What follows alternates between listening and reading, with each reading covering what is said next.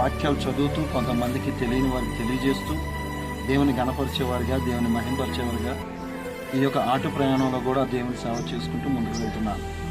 ఇదంతా ఏదో కార్యక్రమాలు అనేది కాదు, కానీ మిమ్మల్ని మీరు చేస్తున్న పనుల్లో కూడా దేవుని మహింపరచవచ్చు, మీరు చేస్తున్న పనుల్లో కూడా దేవుని గణపరచవచ్చు.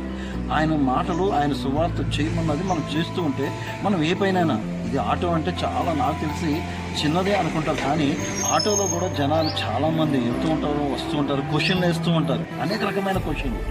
ఆ క్వశ్చన్ ఇదేంటి, క్రైస్తవులు ఇక్కడ కాదు కదా, ఇండియన్ కాదు కదా, లేకపోతే అదిగో నువ్వు ఎలా మారావు, నువ్వు ఇదేంటి ఫుల్ సేవ చేయాలి కదా, లేకపోతే ఇలా ఏంటి అలా ఏంటి, రకరకాల క్వశ్చన్లు వేస్తున్నప్పుడు నేనైతే సంతోషిస్తూ వారికి దేవుని వాక్యం చెప్తూ ఉన్న ప్రతి ఒక్క మాట దీంట్లో ఉంది అని చూపించగల దేవుడు జ్ఞానం ఇచ్చాడు.